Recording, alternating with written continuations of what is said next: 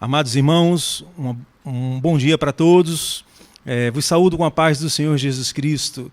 Quero desde já agradecer ao nosso bom Deus por todas as coisas que tem nos feito.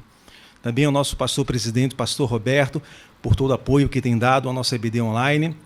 E externar nossa gratidão especial à nossa superintendência por ter nos confiado esse tão rico privilégio. Em especial, também queria agradecer a vocês, jovens adolescentes que têm nos acompanhado semana após semana. E queria convidar você nesse momento para, junto comigo, podermos orar ao Senhor Jesus Cristo nesse momento. Feche seus olhos. Senhor Jesus, nós somos gratos, Senhor, por todas as coisas que Tu tens feito à Tua igreja, Senhor. Por essa obra, Senhor, que enobrece o Teu santo nome. Senhor, abençoa a todos os que estão, Senhor, empreendendo esse projeto, Senhor, que glorifica Teu santo nome. E aqueles que vão ser alcançados, Senhor, por essa tão rica obra, Jesus. Edifica a vida dos Teus servos, dos Teus jovens e todos que fazem essa obra prosperar. No Teu nome, Jesus Cristo, nós Te agradecemos. Amém. Queridos adolescentes, estamos felizes por ter chegado mais uma semana e o nosso Deus ter nos dado a graça de termos em nossa mão uma lição tão abençoadora. Desde já queria apresentar a lição do nosso trimestre, um tema muito importante que fala a respeito da família cristã. A nossa lição é a lição de adolescentes que atende às faixas etárias de 13 a 14 anos. Nós temos uma lição em particular hoje muito especial, que trata de um tema muito importante. E nossa lição é a lição de número 10, e o tema que vai ser abordado é a respeito do caráter, a melhor herança. O nosso texto bíblico encontra-se em Lucas, no capítulo 12, os versos do 13 ao 21, e o texto em destaque encontra-se no Evangelho de Lucas, capítulo 12, e o verso 15. Essa é a nossa lição maravilhosa de hoje.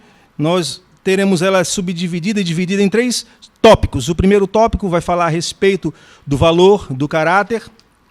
O segundo tópico vai falar a respeito do cristão e a riqueza, e o último tópico dessa semana vai falar sobre o perigo da avareza. Mas desde já eu queria convidar você, adolescente, para junto comigo abrir a sua Bíblia e fazermos a leitura bíblica de hoje. Abra a palavra de Deus e me acompanhe, por favor. Lucas capítulo 12, e o verso 13 em diante. Assim diz a palavra do Senhor Jesus. Nesse ponto, um homem que estava no meio da multidão disse a Jesus: Mestre, diga a meu irmão que reparta comigo a herança. Mas Jesus lhe respondeu: Homem, quem me nomeou juiz e repartidor entre vocês? Então lhe recomendou: Tenham cuidado e não deixe dominar por qualquer tipo de avareza, porque a vida de uma pessoa não consiste na abundância dos bens que ela tem, mesmo que sejam muitos. Jesus lhe contou então uma parábola dizendo: o campo de um homem rico produziu abundância. Então ele começou a pensar: o que farei? Pois não tenho onde armazenar minhas colheitas. Então ele disse: já sei, destruirei todos os meus celeiros, construirei outros ainda maiores, para poder armazenar o meu produto e todos os meus bens. Então direi à minha alma: você está em depósito muitos bens, para muitos anos, descanse. Coma, beba e aproveite a vida. Mas Deus lhe disse: louco, esta noite ainda lhe pedirão a sua alma. E o que você tem preparado? Para quem ela será? Assim, o que ajunta tesouros para si mesmo não é rico para Deus. Que coisa maravilhosa é a palavra do Senhor, que sempre tem nos servido de norte em meio a decisões tão difíceis em nossa vida, em meio a momentos em que nos coloca em tanta reflexão sobre como agirmos, como nos comportarmos em meio a uma sociedade que está cada vez mais se deturpando em seus valores. O primeiro ponto vai falar exatamente, jovens, sobre caráter, e desde já começa a surgir uma pergunta: o que é caráter? Caráter em si é um conjunto de valores e características que moldam uma pessoa e seu comportamento diante da sociedade. Mas como podemos identificar tal pessoa, se ela tem um bom caráter ou ela é um mau caráter, uma pessoa de mau caráter? A palavra de Deus nos assegura que podemos identificar isso com uma certa clareza. O Senhor Jesus nos mostra essa ilustração, jovens e adolescentes, através de uma árvore. Uma árvore que produz bons frutos, ela certamente é uma árvore boa. Ao contrário de uma árvore que produz maus frutos. Ela é uma árvore má. Então, uma pessoa que é reconhecida pelo bom caráter é normalmente reconhecida por aquela pessoa que tem ao longo de sua vida tomado boas atitudes. E mesmo que essas atitudes venham chocar e trazer até mesmo dano para si mesmo. Mas há uma coisa difícil em meio à nossa sociedade e o mundo em que vivemos, o mundo pós-moderno, o mundo onde os valores são totalmente invertidos.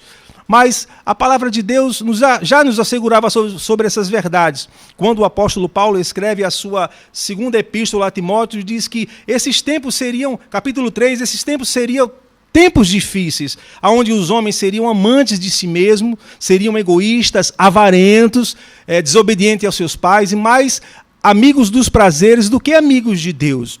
Mas louvado seja o Senhor Jesus Cristo, que mesmo a esse cenário turbulento de tantos valores relativos, o Senhor tem a sua palavra que é absoluta e nos traz a sua forte verdade quando o apóstolo Paulo escreve a sua carta à igreja em Roma, aos Romanos, capítulo 12, o verso 2, nos diz: não vos conformeis com essa geração, não vos conformeis com esse mundo, mas antes renovai-vos transformai-vos pela renovação do vosso entendimento, para que nós possamos saber qual é a boa, verdadeira e aprazível vontade de Deus.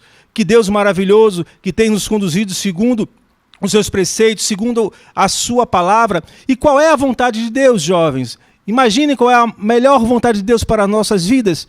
A palavra do Senhor, ele responde isso no capítulo 4 de Efésios, verso 13, até que todos alcancem a unidade da fé, do conhecimento do Filho de Deus, e chegamos à estatura de varão perfeito. E a medida, o exemplo, é o próprio Jesus Cristo, a medida da plenitude de Cristo, assim diz a palavra do Senhor. Que coisa maravilhosa, jovens. Vamos então adentrar no nosso segundo ponto, que ele tem como tema principal o cristão e a riqueza. É um tema bastante discutido em nosso meio. E para poder fundamentar esse ponto, o comentarista ele traz um texto que já lemos antes, que é Lucas capítulo 12, os versos do 13 ao 21, que fala a respeito do jovem rico que ao longo da sua vida, tendo muita prosperidade em seus investimentos, agora ele acumula tantos bens, que os seus celeiros e os seus depósitos não conseguem mais comportar a quantidade de riquezas que ele tem. Então ele agora faz uma grande reforma, ele reconstrói novos celeiros, novos galpões para poder armazenar os bens que ele tem. E ele faz um diálogo, uma introspecção para ele mesmo, ele fala com ele mesmo. Então eu posso gozar, eu posso regozijar, eu posso descansar e gozar dos frutos dos meus bens, porque cheguei um momento em que eu tenho tantos bens e posso usufruí-lo até o resto da minha vida. Mas a palavra do Senhor nos depara com um grande dilema. E eis que naquele mesmo dia alguém chegará para esse homem e perguntará: tolo, ainda hoje pedirão a tua alma, e para quem você dará?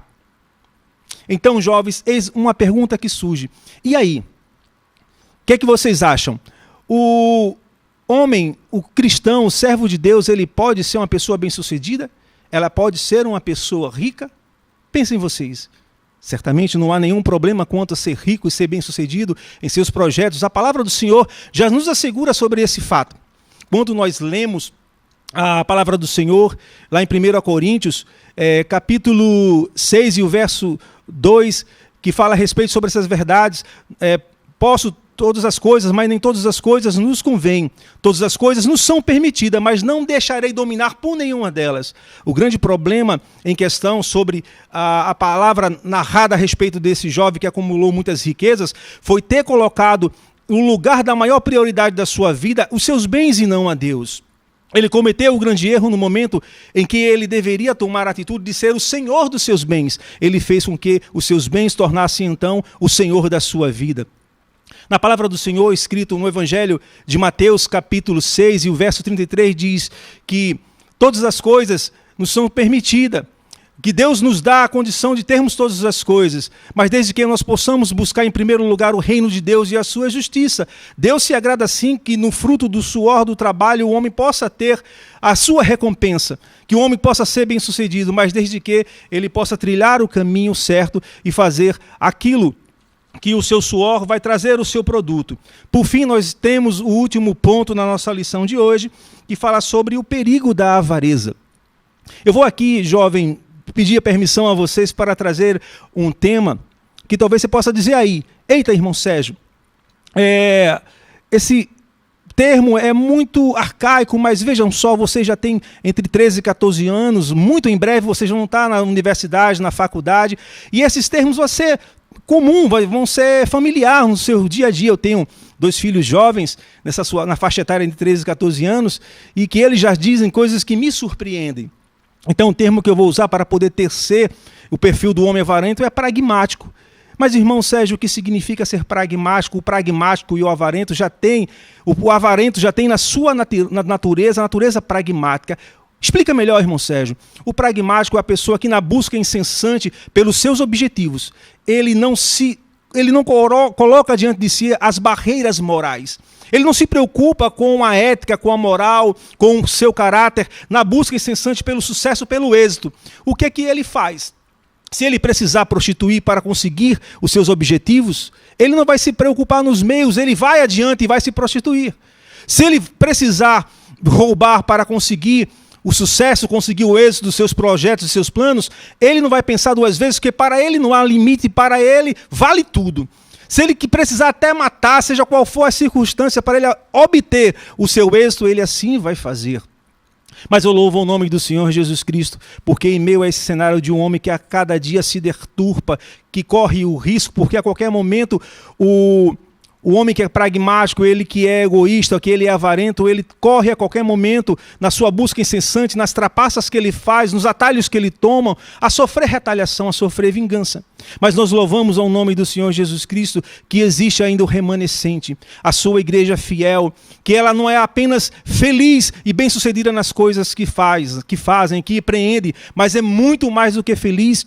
E a palavra do Senhor, nos escritos do Salmo 1, nos relata muito bem como é o perfil desse homem. Diz assim: bem-aventurado é o varão que não anda segundo o conselho dos ímpios, que não se detém no caminho dos pecadores, mas que não se assenta na roda dos escarnecedores.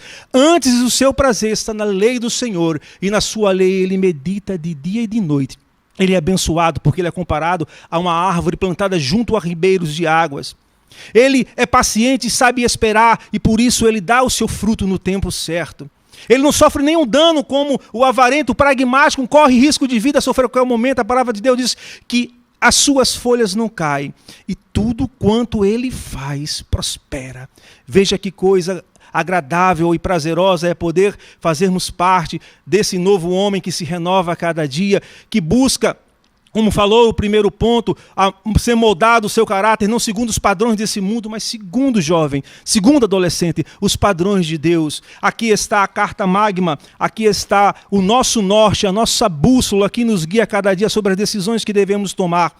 Lembra do começo da lição que falávamos a respeito de que uma árvore é identificada pela qualidade dos seus frutos? Então, nós temos a palavra de Deus para que cada vez mais sejamos guiados, sendo guiados pela sua vontade, nós daremos bons frutos, seremos um grande referencial em nossa sociedade, não nos deixaremos transformar pelas circunstâncias, mas muito mais você, jovem, que já está na idade da escola, já chegando à sua faculdade, muito em breve, vocês serão peças fundamentais na mão de Deus para poder levar o poder transformador do Evangelho, a dunamis, a palavra de Deus renovadora de vidas, para vocês mostrar através do seu caráter, do seu testemunho, que você é sal dessa terra, insípida sem sabor, que você é luz desse mundo, para transformá-lo de um mundo de trevas em um mundo de luz, e que o Senhor Jesus Cristo continue abençoando vocês.